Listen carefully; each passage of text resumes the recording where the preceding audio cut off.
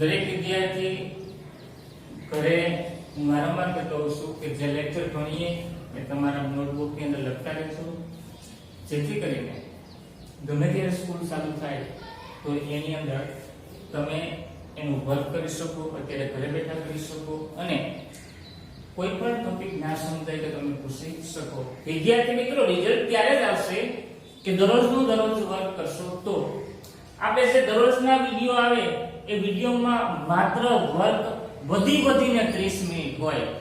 આ 30 મિનિટની અંદર તમે સમજો તો લેક્ચર છે એ કમસે કમ 1 કલાક ને 10 મિનિટ સુધી બરાબર તમે સમજો તો સમજી શકાય. કેમ સમજી શકાય? તો કે હું એક ટોપિક છે તમને ઘણી બધી વખત બોલતો હોઉં કે ડીપમાં બોલતો હોઉં તો એ ડીપની અંદર પણ તમે સમજી શકો. તો દરેક વિદ્યાર્થી મિત્રો ભણતા જશો, લખતા જશો એવી અમને ખાતરી છે અને પરિણામ પણ આપશો. તમને ભવિષ્યના ડોક્ટર બનાવવા માટે મિત્રો આનુવંશિકતા અને ઉદ્વિકાસ છે એ તમારે 12 સાયન્સમાં બાયોલોજીમાં ચેપ્ટર આવે છે. ચેપ્ટર નંબર 6 આનુવંશિકતા અને ઉદ્વિકાસ. એ આના કરતા થોડું ડીપમાં એમાંય મેન્ડલના પ્રયોગ આવે, એમાંય લિંગ નિશ્ચય આવે. તમે આજે ભણ્યા ટોપિક એનો ઉપયોગી છે. તો તમારું ડ્રીમ ડોક્ટર થવાનું હોય તો એ ડોક્ટર મિત્રો અત્યારે તમારું વર્ક છે કમ્પ્લીટ રાખો. તો દરેક વિદ્યાર્થી છે એ આગળના લેક્ચરની અંદર આપણે શું ભણ્યા હતા?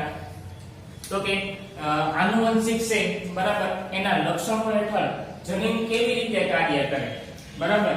ત્યાર પછીનો આપણે એક ટોપિક ભણ્યા હતા કે આનુવંશિકની ક્રિયાવિધિ કેવી રીતે કાર્ય કરે. ત્યારબાદ અંતઃસ્ત્રાવની વાત કરી હતી. વનસ્પતિના અંતઃસ્ત્રાવ, પ્રાણીના અંતઃસ્ત્રાવ, એના વિશે આપણે ઘણું બધું ડીપમાં ભણ્યા હતા અને મેં તમને ઘણી બધી માહિતી આપી. ઈ પાઠ 50% ની માહિતી તમને સંકલન અને નિયંત્રણની મળી ગઈ. તો આજનો પ્રશ્ન છે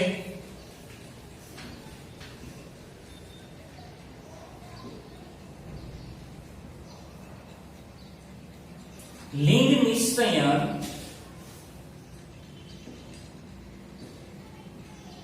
એટલે શું અને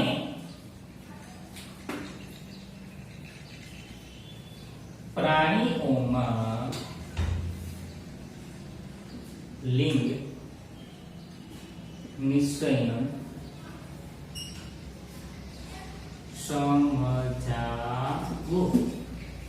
મિત્રો આપણે મનુષ્યમાં લિંગ નિશ્ચયન ભણી ગયા, યાદ રાખજો કે પ્રાણીઓ સાથે મનુષ્યનું લિંગ નિશ્ચયન પણ તમને હમણાં રિવિઝન કરાવી દઈશ બરાબર. લિંગ નિશ્ચયન એટલે શું? તો કે નર અને માદા પ્રજનનની ક્રિયા દરમિયાન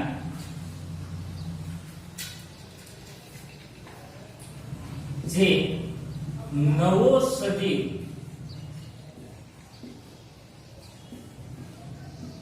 ઉત્પન્ન કરે તે નર છે કે માદા તે નક્કી કરવાની પદ્ધતિને શું કહેવાય? તો કે લિંગ નિશ્ચયન. નર અને માદા પ્રજનનની પ્રક્રિયા દરમિયાન કેવો સજીવ ઉત્પન્ન થાય એટલે કે કાં છોકરીનો જન્મ થાય કે છોકરાનો જન્મ થાય તે નક્કી કરવાની પદ્ધતિને શું કહેવાય? લિંગ નિશ્ચયન. અથવાની વ્યાખ્યા એવી આપી શકાય કે ફલિતાંડમાંથી બનતો ગર્ભ તે નર છે કે માદા તે નક્કી કરવાની પદ્ધતિને શું કહેવાય? તો કે લિંગ નિશ્ચયન. ફલિતાંડમાંથી બનતો ગર્ભ તે નર છે કે માદા તે નક્કી કરવાની પદ્ધતિને શું કહેવાય? તો કે લિંગ નિશ્ચયન. હવે આ વ્યાખ્યા ખૂબ જ સરળ છે, તો દરેક વિદ્યાર્થી આ બંને વ્યાખ્યા છે કમ્પ્લીટ કરીને યાદ રાખવી. પહેલી વ્યાખ્યા કહું છું કે નર પ્લસ માદા એટલે કે નર અને માદા પ્રજનનની ક્રિયા દરમિયાન જે નવો સજીવ ઉત્પન્ન કરે તે નર છે કે માદા તે નક્કી કરવાની પદ્ધતિને શું કહેવાય?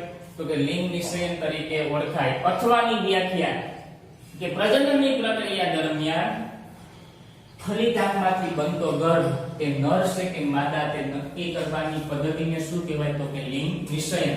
પ્રાણીઓમાં લિંગ નિશ્ચયનની વાત કરું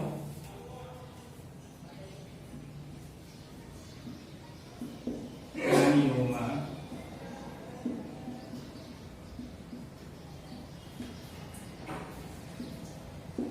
લિંગ નિષયન. મિત્રો પ્રાણીઓ છે ને એ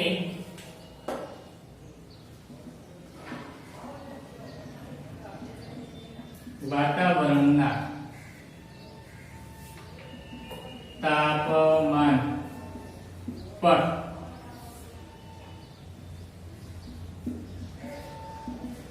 આધાર રાખે છે. પ્રાણીઓ કોના ઉપર આધાર રાખે? તો કે પ્રાણીઓ છે વાતાવરણના તાપમાન ઉપર આધાર રાખે. અને વાત કરીએ કયા પ્રાણીઓ, તો કે કેટલાક સરીસૃપ પ્રાણીઓ છે. સરીસૃપ પ્રાણીઓ કોને કહેવાય? તો કે સરીસૃપ પ્રાણીઓ એને કહેવાય કે જે પ્રાણીઓ સરકીને હાલતા હોય એને શું કહેવાય? તો કે સરીસૃપ પ્રાણીઓ. હવે આ બધા પ્રાણીઓ છે બરાબર, એના ફલિત ઈંડાને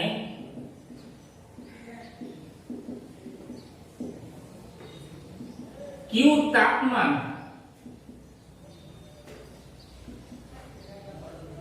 પ્રાપ્ત થાય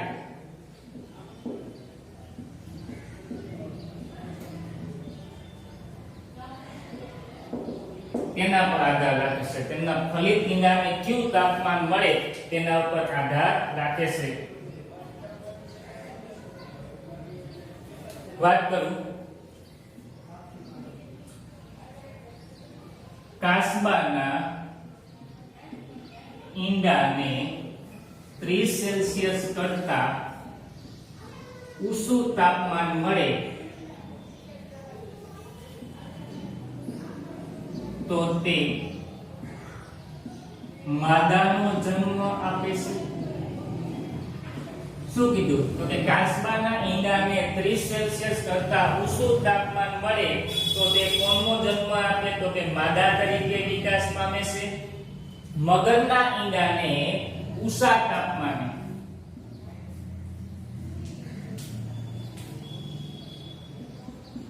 મગરના ઈંડાને ઊંચા તાપમાને કોનો જન્મ આપે? તો કે નર. અને આ જ મગરના ઈંડા નીચા તાપમાને કોનો જન્મ આપે? તો કે માદાનો જન્મ આપે. કોનો જન્મ આપે? તો કે માદા. એટલે કે માદાનો વિકાસ થાય. તો આપણે પ્રાણીઓમાં લિંગ નિષયન છે બરાબર, એના પછી આપણે આગળ મનુષ્યમાં લિંગ નિષયન જોઈએ. પણ પ્રાણીઓમાં લિંગ નિષયનના એટલા ટોપિક યાદ રાખવાના. પહેલા પ્રથમ વ્યાખ્યા લખવાની, એટલા ટોપિક લખવા ખૂબ જ અગત્યના છે. ત્યારબાદ મનુષ્યમાં આગળ વધીએ બરાબર. ખાસ જોજો વિદ્યાર્થી મિત્રો, લિંગ નિષયન એટલે શું? પ્રાણીઓમાં લિંગ નિષયન સમજાવો. નર અને માદા પ્રજનનની ક્રિયા દરમિયાન જે નવો સજીવ ઉત્પન્ન કરે તે નર છે કે માદા તે નક્કી કરવાની પદ્ધતિને શું કહેવાય? તો કે લિંગ નિષયન તરીકે ઓળખાય. અથવા પ્રજનનની પ્રક્રિયા દરમિયાન ફલિતાંડમાંથી બનતો ગર્ભ તે નર છે કે માદા તે નક્કી કરવાની પદ્ધતિને શું કહેવાય? તો કે લિંગ નિષયન. લિંગ નિષયન છે પ્રાણીઓમાં કોના ઉપર આધાર રાખે? તો કે વાતાવરણના તાપમાન ઉપર આધાર રાખે. જો વાતાવરણનું તાપમાન વધારે હોય તો પણ કંઈક અસર અલગ હોય, અને વાતાવરણનું તાપમાન જો નીચું હોય તો પણ કે તેની અસર પણ કંઈક અલગ હોય. તે વાતાવરણના તાપમાન ઉપર આધાર રાખે. કયા પ્રાણીઓ? તો કે સરીસૃપ પ્રાણીઓ. સરીસૃપ એટલે શું? જે પ્રાણીઓ સરકીને હાલતા હોય એવા પ્રાણીને કેવા કહેવાય? તો કે સરીસૃપ. જે ફલિત ઈંડાને કયું તાપમાન પ્રાપ્ત થાય તેના ઉપર આધાર રાખે. ઈના ઈંડાને 30 સેલ્સિયસ કરતા ઊંચું તાપમાન પ્રાપ્ત થાય તો નરનો જન્મ આપે કે માદાનો, એ આપણે ભણી આગળ. પણ તાપમાન ઉપર આધાર રાખે. યાદ રાખજો, કાસબાના ઈંડાને 30 સેલ્સિયસ કરતા ઊંચું તાપમાન મળે તો તે માદાનો જન્મ એટલે કે માદાનો વિકાસ થાય. અને મગરના ઈંડાને 30 સેલ્સિયસ કરતા ઊંચું તાપમાન પ્રાપ્ત થાય તો એ નરનો જન્મ આપે. અને નીચું તાપમાન પ્રાપ્ત થાય તો કોનો જન્મ આપે? તો કે માદાનો આપે. ફરીથી કહું છું, કાસબાના ઈંડાને 30 સેલ્સિયસ કરતા ઊંચું તાપમાન પ્રાપ્ત થાય તો માદાનો જન્મ આપે એટલે કે માદાનો વિકાસ થાય. મગરના ઈંડામાં ઊંચા તાપમાને નરનો જન્મ થાય અને નીચા તાપમાને કોનો જન્મ થાય? તો કે માદાનો થાય. હજી એક વખત કહું છું, લિંગ નિષયન એટલે શું? પ્રાણીઓમાં લિંગ નિષયન સમજાવો. ફલિતાંડમાંથી પ્રજનનની પ્રક્રિયા દરમિયાન ફલિતાંડમાંથી બનતો ગર્ભ એ નર છે કે માદા તે નક્કી કરવાની પદ્ધતિને શું કહેવાય? તો કે લિંગ નિષયન તરીકે ઓળખવામાં આવે છે. વિદ્યાર્થી મિત્રો, આ લિંગ નિષયન છે કોના પર આધાર રાખે? તો કે પ્રાણીઓમાં વાતાવરણના તાપમાન ઉપર આધાર રાખે. કયા પ્રાણીઓ રાખે? તો કે સરીસૃપ. સરીસૃપ કોને કહેવાય? તો કે જે સરકી શકે એને શું કહેવાય? તો કે સરીસૃપ. ફલિત ઈંડાને કયું તાપમાન પ્રાપ્ત થાય તેના ઉપર આધાર રાખે. કાચબાના ઈંડાને 30 સેલ્સિયસ કરતા ઊંચું તાપમાન મળે તો તે માદાનો જન્મ આપે. મગરના ઈંડાને ઊંચા તાપમાને નરનો જન્મ આપે અને નીચા તાપમાને કોનો જન્મ આપે? માદાનો. આ બે અસ્તવ્યસ્ત છે, જોજો ખાસ.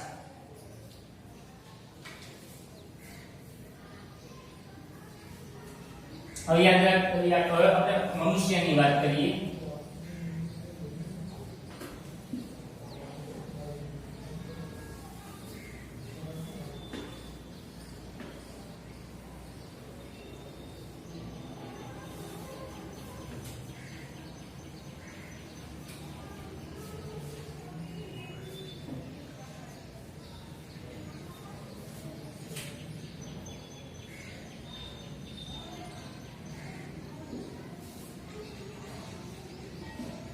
મનુષ્યમાં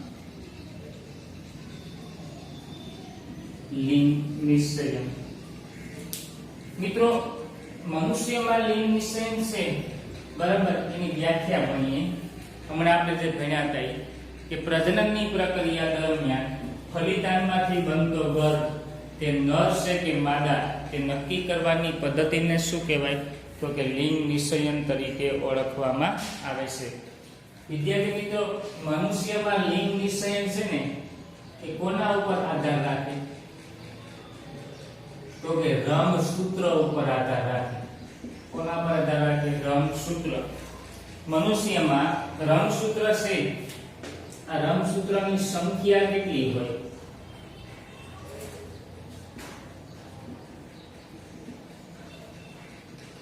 એક બાજુ સંખ્યા અને એક બાજુ જોડ. રંગસૂત્રોની સંખ્યા છે ને 47 હોય અને જોડ કેટલી હોય?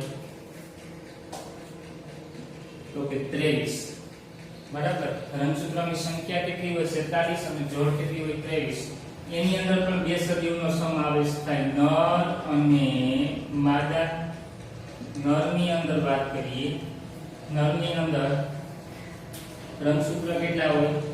તો કે 23. માદાની અંદર કેટલા હોય? તો કે 23. હવે હું તમને ટોપિક આપું છું, એના પર ખાસ ધ્યાન આપજો. તમે બધા હોશિયાર વિદ્યાર્થી છે, આગળ ભણી ગયા એટલે લાંબુ ના કહેવું પડે. નરસિંહ પ્રજનનની પ્રક્રિયા દરમિયાન નરનો 2n અને માદાનો 2n. હવે આ બંને જ્યારે પ્રજનનની પ્રક્રિયા કરે ત્યારે શું થાય? તો કે 8n નરનો 8n કોનો? માદાનો. હવે આ બંને પ્રજનનની પ્રક્રિયા દરમિયાન ફરીથી શું ભેગું થાય? 2n. સમજી ગયા વિદ્યાર્થી મિત્રો? આ નવું બાળક થાય એ કેવું થાય? તો કે 2n. ડીપમાં માહિતી બહુ આપતો નથી, તમને ખબર છે કે 2n ને n કોને કહેવાય તે. હવે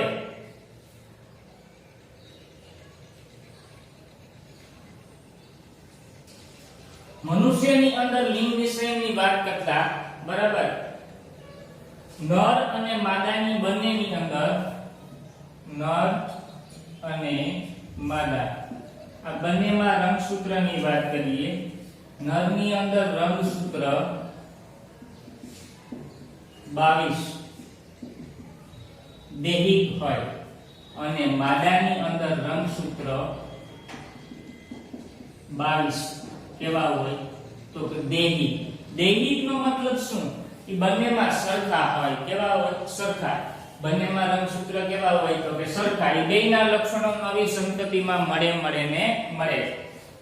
હવે યાદ રાખજો નરની અંદર બે રંગસૂત્ર હોય નરનું વાત કરું છું આ નર x અને y માદાની અંદર બંને રંગસૂત્ર XX હોય કોઈ પણ છોકરીનો જન્મ થાય કે છોકરાનો જન્મ થાય ઈને માદાનો એટલે કે માતાનો એક રંગસૂત્ર તો મળે જ કોઈ પણ છોકરાનો જન્મ થાય કે છોકરીનો જન્મ થાય બરાબર એને માતાનો એક રંગસૂત્ર મળે તો પ્રશ્ન થાય કે સાહેબ છોકરો જન્મવો કે છોકરી જન્મની એનો આધાર કોના પર હોય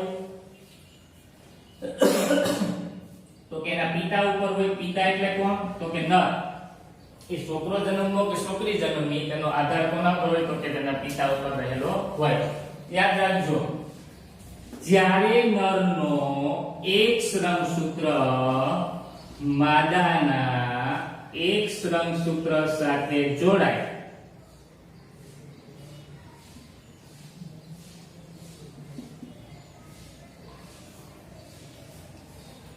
અને જ્યારે નરનો Y રંગસૂત્ર માદાના X રંગસૂત્ર સાથે જોડાય તો યાદ રાખો XX XY તો આ પ્રક્રિયામાં છોકરીનો જન્મ થાય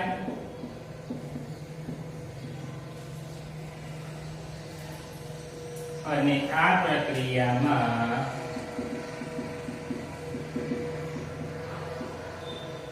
છોકરાનો જન્મ થાય સ્પષ્ટ સ્વરૂપે તમને સમજાવી દીધું કે નરની અંદર બે રંગસૂત્ર હોય એક X અને Y આ બંને 50-50% હોય માદાની અંદર પણ બે રંગસૂત્ર XX હોય જો નરનો એક રંગસૂત્ર માદાના એક રંગસૂત્ર સાથે જોડાય તો છોકરીનો જન્મ થાય જો નરનો Y રંગસૂત્ર માદાના એક રંગસૂત્ર સાથે જોડાય તો કોનો જન્મ થાય તો કે છોકરાનો જન્મ થાય જેને મનુષ્યમાં લિંગ નિષયન તરીકે ઓળખવામાં આવે છે યાદ રાખો મનુષ્યમાં લિંગ નિષયન કોને કહેવાય તો કે ફલિતાંડમાંથી બનતો ગર્ભ કે નર છે કે માદા તે નક્કી કરવાની પદ્ધતિને શું કહેવાય તો કે લિંગ નિષયન તરીકે ઓળખવામાં આવે મનુષ્યમાં એ બધો આધાર કોના પર હોય તો કે જમીનના નિયંત્રણ હેઠળ એટલે કે રંગસૂત્ર ઉપર આધાર રાખે બરાબર રંગસૂત્રની વાત કરીએ તો કે રંગસૂત્રની સંખ્યા ટોટલ 47 હોય જોડ કેટલી હોય 23 રંગસૂત્રની ટોટલ સંખ્યા કેટલી તો કે 47 જોડ કેટલી 23 જેમાં નરની અંદર 23 રંગસૂત્ર હોય માદાની અંદર પણ કેટલા હોય 23 આ બંનેમાં દૈહિક રંગસૂત્ર કેટલા હોય તો કે 22 રંગસૂત્ર કેવા હોય તો કે દૈહિક હોય આ 22 રંગસૂત્ર જે દૈહિક હોય એ સરખા હોય એ લક્ષણો દરેક છોકરો હોય કે છોકરી હોય એને લક્ષણો મળે હવે જ્યારે નરનો 2n અને માદાનો 2n જોડાય એટલે કે પ્રજનનની પ્રક્રિયા દરમિયાન બેયનો nn ભળે તો શું થાય તો કે 2n બને એટલે કે નવી સંતતિનું નિર્માણ થાય તો આપણે વાત કરીએ તો કે નરની અંદર અને માદાની અંદર નરની અંદર રંગસૂત્ર બે હોય 50% X રંગસૂત્ર અને 50% Y રંગસૂત્ર એવી જ રીતે માદાની અંદર બંને રંગસૂત્ર XX કેટલા ટકા હોય 50% જ્યારે નરનો X રંગસૂત્ર માદાના X રંગસૂત્ર સાથે જોડાય ત્યારે છોકરીનો જન્મ થાય જ્યારે નરનો Y રંગસૂત્ર માદાના X રંગસૂત્ર સાથે જોડાય ત્યારે છોકરાનો જન્મ થાય દરેક છોકરો હોય કે છોકરી હોય એને એના માતાનો X રંગસૂત્ર મળે છે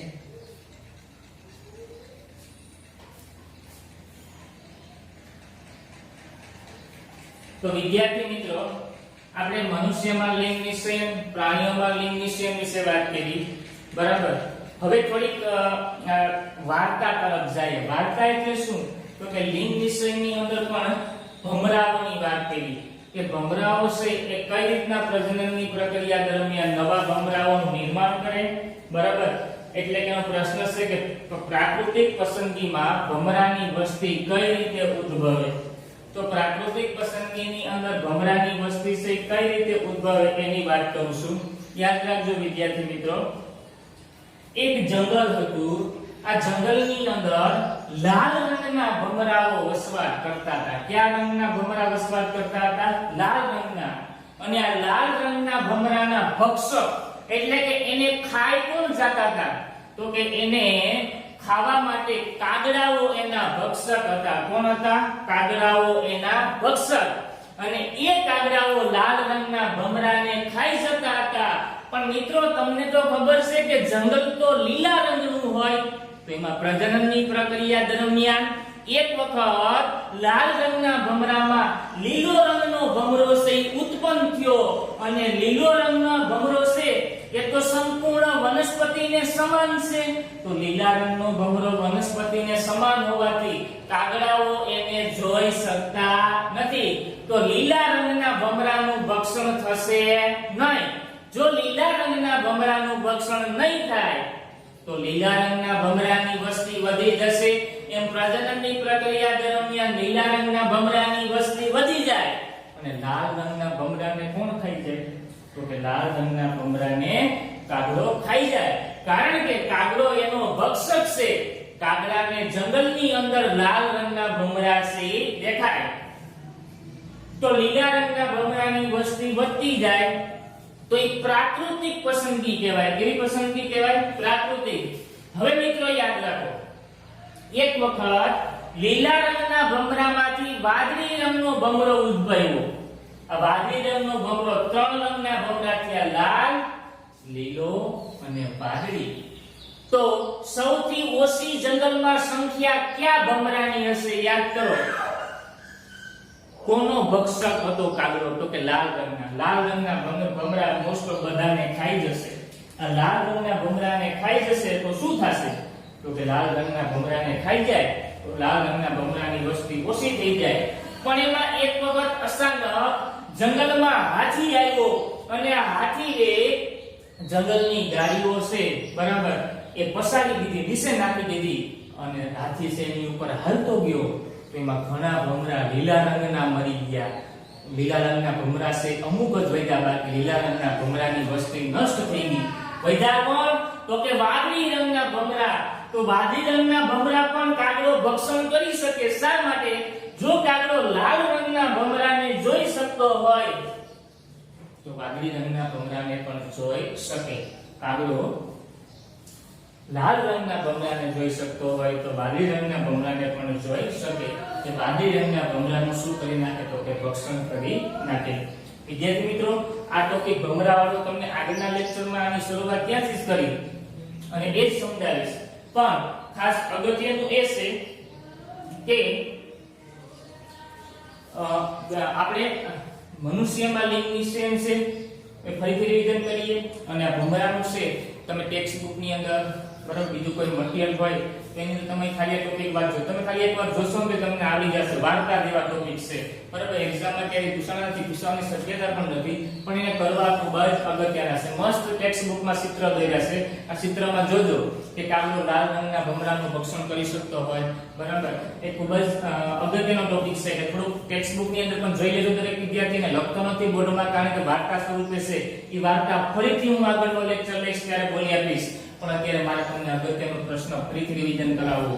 મનુષ્યમાં લિંગ નિશ્ચયન. ફલિતાંડમાંથી બનતો ગર્ભ નર છે કે માદા તે નક્કી કરવાની પદ્ધતિને શું કહેવાય? તો કે લિંગ નિશ્ચયન. ફલિતાંડમાંથી બનતો ગર્ભ નર છે કે માદા તે નક્કી કરવાની પદ્ધતિને શું કહેવાય? તો કે લિંગ નિશ્ચયન.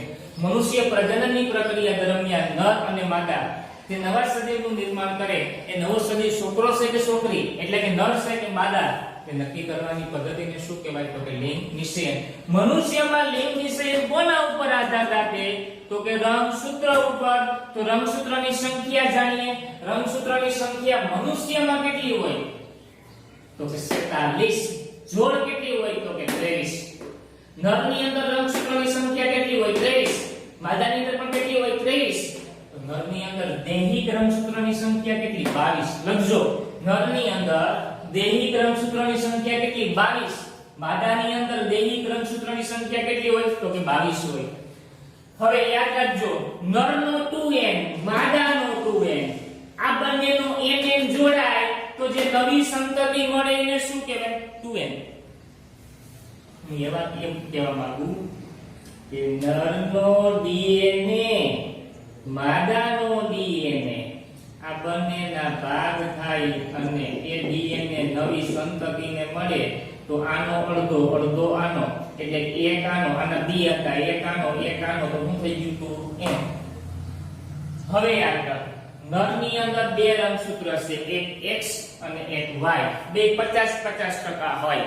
માદાની અંદર બે રંગસૂત્ર છે, XX, બે 50-50% હોય. હવે યાદ રાખજો, દરેક છોકરો કે છોકરી જન્મે એને એની માતાનો X રંગસૂત્ર તો મળે છે. પ્રજનનની પ્રક્રિયા દરમિયાન નરનો X રંગસૂત્ર માદાના X રંગસૂત્ર સાથે જોડાય તો છોકરીનો જન્મ થાય. પ્રજનનની પ્રક્રિયા દરમિયાન નરનો Y રંગસૂત્ર માદાના X રંગસૂત્ર સાથે જોડાય તો છોકરાનો જન્મ થાય. ફરીથી કહું છું, પ્રજનનની પ્રક્રિયા દરમિયાન નરનો X રંગસૂત્ર માદાના X રંગસૂત્ર સાથે જોડાય તો છોકરીનો જન્મ થાય. નરનો Y રંગસૂત્ર માદાના X સાથે જોડાય તો કોનો જન્મ થાય? છોકરાનો. છોકરાનો જન્મ થવો કે છોકરીનો જન્મ થવો એ કોના પર આધાર રાખે? તો કે તેમના પિતા ઉપર આધાર રાખે. તો વિદ્યાર્થી મિત્રો, આજનો લેક્ચર આપણે અહીં સુધી રાખીએ. તો દરેક વિદ્યાર્થી છે બરાબર કે આ લેક્ચર કમ્પ્લીટ કરી રાખે. આ પ્રશ્ન પાછો આપણે રિવિઝન કર્યો. આગળના લેક્ચરની અંદર આપણે ફરીથી ભમરાની વાર્તાની શરૂઆત કરશું અને એ ભમરાની વાર્તા તમારે એકવાર ટેક્સ્ટ બુકમાં હજી જોઈ રાખવાની છે, કારણ કે આ પ્રશ્ન ભમરાવાળો છે ખૂબ જ સરળ છે. આ પ્રશ્ન છે મોસ્ટ ટાઈમ કહેતો, એટલે મેં તમને ફરીથી રિવિઝન કરાવ્યો. તો આગળ આપણે ભમરાથી શરૂઆત કરશું. ઓકે, અસ્તુ.